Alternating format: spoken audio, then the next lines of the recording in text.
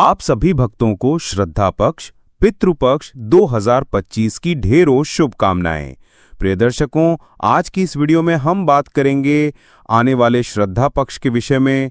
श्रद्धा पक्ष से संबंधित जितने भी सवाल आपके मन में हैं, उन सभी के उत्तर आपको इस वीडियो के माध्यम से प्राप्त हो जाएंगे। हम पुराणों के आधार पर आपको बताएंगे, शास्त्रों के आधार पर आपको बताएंगे कि श्राद्ध कर्म जो है वो किस तिथि पर करना चाहिए, किस तिथि पर नहीं करना चाहिए, किस विधि से करना चाहिए। वो पाठ जो आपके पितरों की तृप्ति के लिए अति आवश्यक है। थोड़ा सा समय आपको लगेगा, थोड़े से ही समय में आपके संपूर्ण जानकारी प्राप्त हो जाएगी। तो चलिए भक्तों, उसे पाठ को करने में लेकिन आपके पितरों की तृप्ति के लिए बड़ा ही कल्याणकारी है। आप बिना कह सकते हैं कि पितृपक्ष तृप्ति नहीं होते, और अगर आपको किया आपने तो आपके पितृ निश्चित ही तृप्त हो जाएंगे। ऐसा माना जाता है कि पितृपक्ष में पूरे श्रद्धा भाव से पूजा पाठ करने से आपके नाराज पितृ खुश हो जाते हैं। तो वो कौन सा पाठ करना चाहिए वो भी हम आपको बताएंगे। क्या श्राद्ध कम स्त्रियों को करना चाहिए, इस विषय पर भी हम बात करेंगे। इसका भी आपको उत्तर प्रमाण सहित प्रदान करेंगे। साथ ही अगर कोई गया जी में श्राद्ध कर्म करके आ गया है तो क्या उसे श्राद्ध नहीं करना चाहिए, श्राद्ध करनी चाहिए, शास्त्र क्या कहते हैं, इसके विषय में आपको ये भी बताएंगे। लोगों के मन में आशंका है कि हमारे माता पिता बैठे हुए हैं, अभी भी कर लेते हैं काम, हम तो करने की आवश्यकता नहीं है, तो क्या बच्चों को श्राद्ध कर्म करना चाहिए, क्या नहीं करना चाहिए, इसके विषय में भी हमारा शास्त्र क्या कहता है वो सब भी हम अवश्य रूप से जानेंगे। और वो कौन सी तिथि हैं जिन पर विशेष रूप से श्राद्ध नहीं करना चाहिए, और मृत्यु के अनुसार भी श्राद्ध निश्चित होती है। आप जानते हैं कि किसी की मृत्यु किसी प्रकार से होती है, उसके अनुसार भी तिथि निर्धारित होती है। ऐसा नहीं है कि अगर किसी की मृत्यु अमुक तिथि पर हुई है तो उसकी श्राद्ध उसी दिन होगा। निर्भर करता है कि उसकी मृत्यु हुई है किस प्रकार से, किस अवस्था में, उसके अनुसार भी तिथि का निर्माण होता है। तो इस प्रकार से संपूर्ण जानकारी श्राद्ध पक्ष के संबंध में आपको इस वीडियो के माध्यम से प्रदान की जाएगी। जानकारी संपूर्ण शास्त्र पर आधारित होगी, इधर उधर की बातें नहीं बताई जाएंगी। आपसे निवेदन है कि यदि वीडियो आपको थोड़ा सा भी अच्छा लगता है तो वीडियो को लाइक अवश्य कीजिएगा।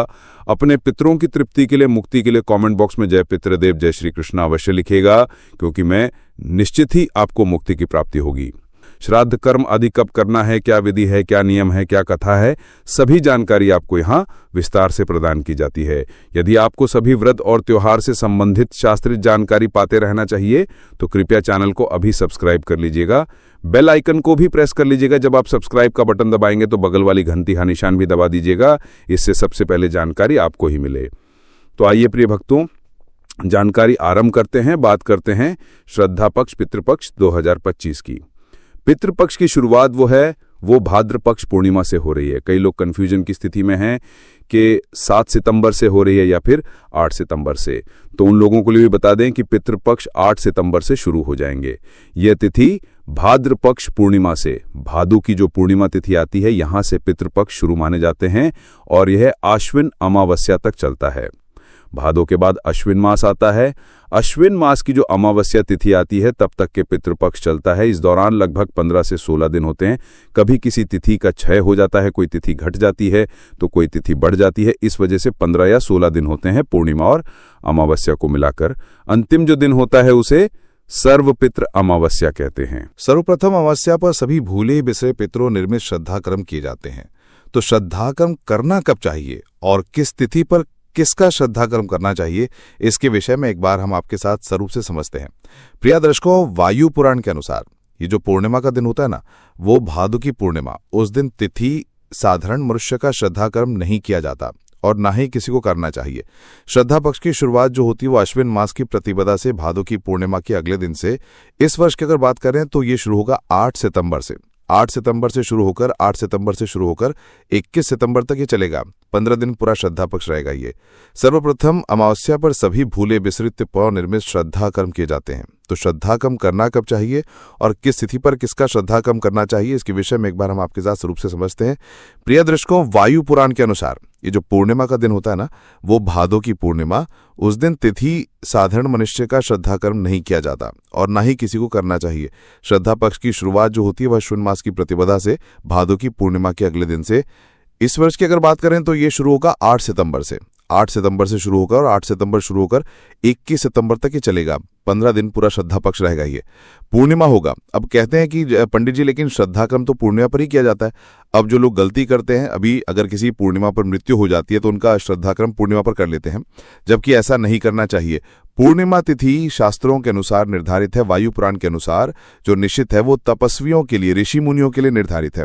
कोई भी तपस्वी या सार्वजनिक जीवन वाला ऋषि मुनि, महात्मा, भगवान भक्त अगर अपना देह छोड़कर गए हैं तो उनका श्रद्धा कर्म जो है वो पूर्णिमा तिथि पर किया जाना चाहिए, ऐसा शास्त्रों में विधान है। प्रतिपदा तिथि जो है वो उनकी मृत्यु तिथि को होती है, किसी व्यक्ति के अनुसार निर्धारित है। यदि किसी का देहांत प्रतिपदा को हुआ है तो किसी के माह में उसके श्रद्धा कर्म प्रतिपदा को ही किया जाना चाहिए।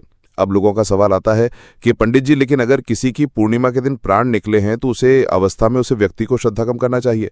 तो यदि किसी के प्राण पूर्णिमा पर निकले हैं तो ऐसा नहीं कि उसका श्रद्धा पूर्णिमा पर ही होगा। पूर्णिमा तिथि वह तपस्वी, ऋषि मुनि और साधु सन्यासियों के लिए है। उसका श्रद्धा कर्म आप सर्वपित्र अमावस्या पर कर सकते हैं, एक बात। दूसरी, यदि सुहागन महिला हैं उनका श्रद्धा कर्म आपको नवमी तिथि पर करना चाहिए। नवमी तिथि जो है वो प्रत्येक उस महिला के लिए है जो सुहागन इस पृथ्वी पर जाती है, और जो सुहागन होती है वह परंतु उसकी तिथि ज्ञात नहीं होती, तो ऐसी अवस्था में उसके लिए नवमी तिथि सर्वोत्तम कही गई है। सुहागन महिला के लिए नवमी तिथि पर आपको श्रद्धा कर्म करना चाहिए। इस वर्ष 2025 की अगर बात करें तो मात्र नवमी जो रहेगी वो 15 सितंबर को ही नवमी मात्र है। इस दिन को सुहागन जो भी अपना देह छोड़कर गई हैं उनका श्रद्धा कर्म करना चाहिए। यदि उनकी तिथि ज्ञात नहीं है तो दिन रहेगा सोमवार का। इसमें एक तिथि और है जो बड़ी महत्वपूर्ण है, वो है चतुर्दशी। चतुर्दशी को तिथि को भी आप श्रद्धा कर्म कर सकते हैं। ये जो चतुर्दशी होती है इस दिन विशेष लोगों का श्रद्धा कर्म किया जाता है। वो विशेष लोग कौन है? मान लीजिए किसी की मृत्यु किसी हथियार के द्वारा हुई है, किसी युद्ध में किसी सैनिक की जो मृत्यु होती है, जब मैं उस मृत्यु की बात नहीं कर रहा जो सतही आती है, वो मृत्यु जो युद्ध मैदान में कहीं गोली लग जाने से या किसी वजह से मृत्यु होती है, किसी के कहीं युद्ध में हथियार के द्वारा मारा गया हो, अकाल मृत्यु यदि किसी की आई हो, कोई फांसी लगाकर मर गया हो या किसी को मार दिया गया हो, तो ऐसे लोगों का श्रद्धा कर्म जो वो शास्त्र कहते हैं कि चतुर्दशी को करना चाहिए। इस वर्ष चतुर्दशी की अगर हम बात करें तो इस 2025 में चतुर्दशी रहेगी 20 सितंबर की। 20 सितंबर को चतुर्दशी है, इसी हमें दुष्कर्म श्रद्ध कहते हैं। दुष्कर्म श्रद्ध जो है वो चतुर्दशी के दिन ही की जाती है। इस प्रकार से जो पूर्णिमा तिथि है वो 7 तारीख को है, 8 तारीख को एकाम श्रद्धा होगा, 9 सितंबर को द्वितीय श्रद्धा होगा, 10 सितंबर को तृतीय श्रद्धा होगा। इस दिन चतुर्थी भी आ जाएगी शाम को 3:37 के बाद, और 11 को चतुर्थी एवं पंचमी दोनों का श्रद्धा आप कर सकते हैं। चतुर्दशी का श्रद्धा करना चाहिए 12:45 तक, उसके बाद पंचमी लग जाएगी, फिर आप पंचमी का श्रद्धा कर सकते हैं। 12 को आप षष्ठी का श्रद्धा करेंगे, परंतु सुबह सुबह करना चाहिए क्योंकि 9:58 से फिर सप्तमी तिथि आरंभ हो जाएगी, और 13 को एक प्रकार से सप्तमी तिथि का क्षय हो गया है।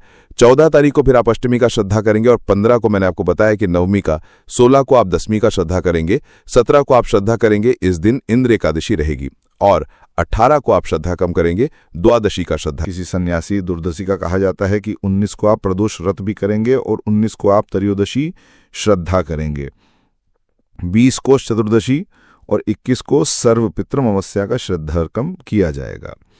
जो भी पितृ किसी भी ऐसे आपके पूर्वज रहे होंगे जिनका देह अपेक्ष गया हो, आपको पता नहीं है, जिनके प्राण कब निकले आपको तिथि ज्ञात नहीं है, तो आप उन पितरों का श्रद्ध कर्म सर्वपितृ अमावस्या को कर सकते हैं। इसलिए सर्वपितृ अमावस्या कहा जाता है, क्योंकि सभी पितरों का श्रद्धा कर्म इस दिन किया जा सकता है। अब बात आती है श्रद्धा कर्म हम करना क्यों चाहिए, और अगर श्रद्धा कर्म ना कर पाए तो क्या होगा। प्रिय दर्शकों, श्रद्धा कर्म जो है वो एक शास्त्रीय परंपरा है, ये एक विधान है, इसलिए बनाया गया है क्योंकि जो हमारे पूर्वज होते हैं, वो हमारे पूर्वज जो हैं वो यहाँ से सृष्टि को छोड़कर, इस सृष्टि को छोड़कर चले गए हैं। न जाने उनकी आत्मा कहाँ होगी, क्योंकि मनुष्य की आत्मा को उनके कर्मों के अनुसार फल मिलता है। अनेक वर्षों तक सारे जीव को जो करोड़ों वर्षों तक ऊपर यातनाएं भोगते हैं, भिन्न भिन्न लोगों में जाते हैं, तो वहाँ उनके जीवन में निर्वाह के लिए, उस आत्मा के निर्वाह के लिए उनको अपने पिछले जन्म के अनुसार ही फल मिलता है।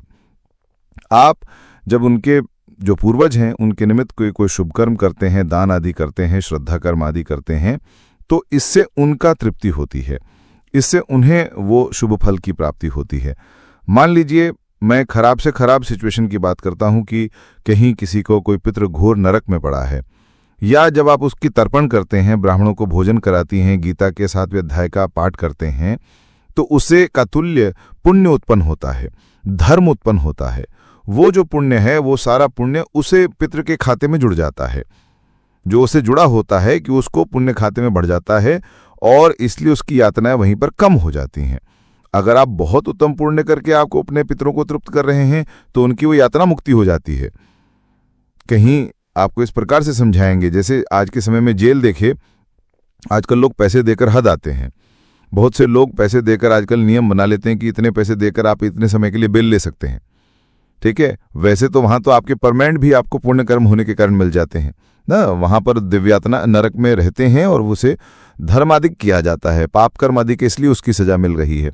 जब तक कि पाप कर्म की सजा पूरी नहीं हो जाती, परंतु जब आप उसके निमित्त रहकर कुछ शुभ कर्म करेंगे, पुण्य करेंगे, तो उससे उसके पाप कर्म जो हैं वो कम हो जाएंगे, पुण्य कर्म बढ़ जाएंगे। इससे उसको उस नरक से जल्दी छुट्टी मिल जाएगी, उस नरक की यातना में कम आ जाएगी। ऐसे भी कार्य करते हैं। इसलिए हमें पितरों का तर्पण करना चाहिए, पितरों को तृप्त करना चाहिए। इससे पितृ प्रसन्न होते हैं, क्योंकि वो जहां भी होते हैं, वो जहां ये पुण्य उनके काम आते हैं। यदि वो स्वर्गलोक में हैं तो वहां भी आप इसलिए पुण्य करते हैं ना, तो वो अधिक समय तक रह पाती हैं, और ना ही वहां उसके अधिक पुण्य होते हैं, उसको अधिक सुविधाएं प्राप्त होती हैं, उसका जीवन अधिक उत्तम गति से आगे बढ़ता है। इसलिए पितरों के निमित्त श्रद्धा कर्म हमें अवश्य करना चाहिए। दूसरा, अगर नहीं करेगा तो आप देखिए बहुत सारे लोग सदा जीवन संकट में ही घिरे रहते हैं। कैसा संकट? अनेक प्रयत्न करने के बाद भी आर्थिक हालात नहीं सुधरते, अनेक प्रयत्न करने के बाद भी बहुत काबिल लोगों के बाद नौकरी नहीं मिलती, तो वो छूट जाते हैं। आर्थिक रूप से भी बुरे दिनों को देखने को पड़ते हैं। यही कारण होता है कि पितृदोष का। पितृदोष यदि किसी को हो, किसी के पितृ उससे प्रसन्न नहीं हैं, नाराज हैं, तो यह अवस्था उनकी उत्पत्ति हो जाएगी। बहुत सारे लोगों के घर में बड़ा अच्छा खुशी का माहौल होता है, अचानक से कलह होना शुरू हो जाता है। कलह अर्थात परिवार में टूट फूट शुरू हो जाती है, परिवार में लड़ाई झगड़े शुरू हो जाते हैं। परिवार ना हो तो दाम्पत्य के बीच में, पति पत्नी के बीच में विवाद शुरू हो जाता है, लड़ाई झगड़ा शुरू हो जाते हैं, घरेलू क्लेश शुरू हो जाते हैं। ये सूचक पितृदोष का या पितरों की नाराजगी का ही होता है। पितृदोष हो या पितरों की नाराजगी हो तो मनुष्य के जीवन में संतान उत्पत्ति तक रुक जाती है। प्रिय दर्शकों, संतान भी नहीं होती, संतान होने बंद हो जाती है। तब मनुष्य जाकर देखता है, पंडित जी से बोलता है, पंडित जी मैं तो बड़ा ही परेशान हूं, कुंडली देखिए। कुंडली देखें तो पंडित जी को पता लगता है कि वो क्या पितृदोष है, आपको पितृ काम करना चाहिए। फिर वो पितृ काम करने की सलाह देते हैं। तो प्रिय दर्शकों, ये जो महीना होता है वो श्राद्ध पक्ष का, ये इसी किसी से बना होता है कि आप किसी पितरों को मनवाइए, पितरों की तृप्ति कीजिएगा। भगवान नारायण स्वयं कहते हैं कि पितृ पूजा त्वत् प्रधान तक देव पूजा, और यदि पितृ प्रसन्न है तो देव ही प्रसन्न हो जाते हैं। भगवान कहते हैं कि पहले पितरों को बनाइए, उनकी कुशलता पूर्वक पूछिए, उनको कुशल रखिए, प्रसन्न रखिए, तृप्त रखिए, आपका जीवन अपने आप ही तृप्त हो जाएगा। मैं शास्त्र से बता रहा हूं, ऐसा नहीं है कि कुछ मनगढ़ंत कहानी बोल रहा हूं। इसीलिए आपको पितरों को निमित्त श्राद्ध कर्म करना चाहिए। आप बहुत सारे लोग कहते हैं कि पंडित जी, पर जो ऐसे बहुत लोग देखें कि हमने जो ना तो श्राद्ध करते हैं और न कुछ कम करते हैं, लेकिन पैसा तो बहुत है उनके पास, बहुत ऐसे हैं। उनकी हो सकता है पिछले जन्मों के कुछ अनेक कम ऐसे होंगे जिनके कारण उनकी अभी ऐसी चल रही है, जिसके कारण उनके अच्छे दिन अभी तक चल रहे हैं।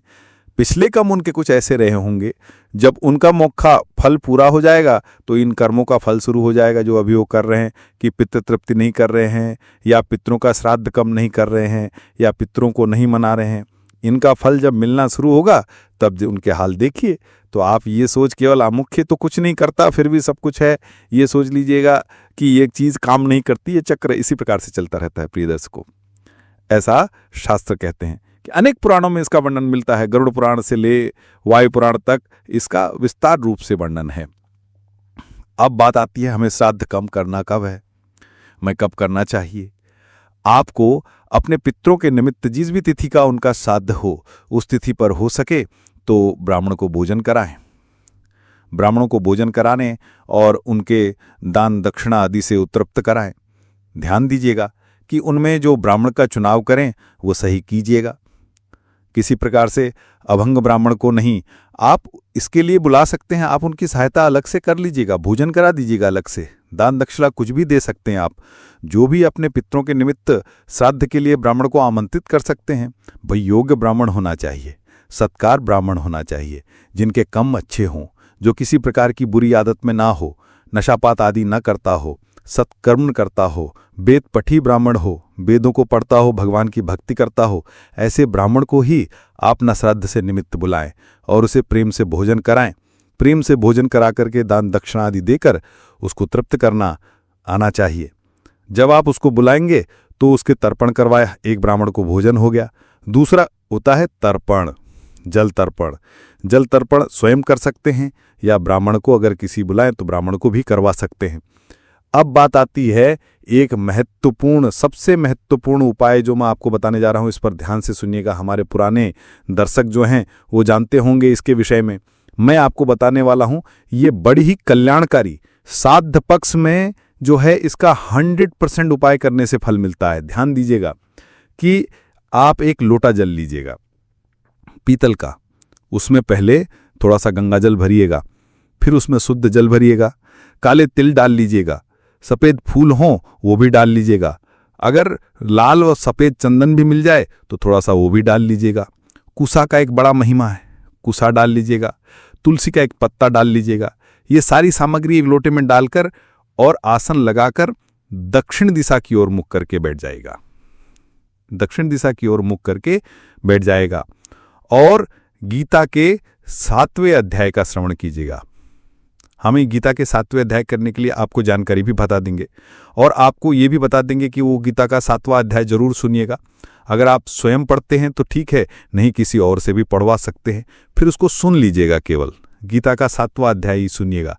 सुनने के बाद वो लोटा हाथ में उठाकर संकल्प कीजिएगा। हे प्रभु, हे श्री नारायण, मैंने ये गीता का 7वां अध्याय श्रवण किया है।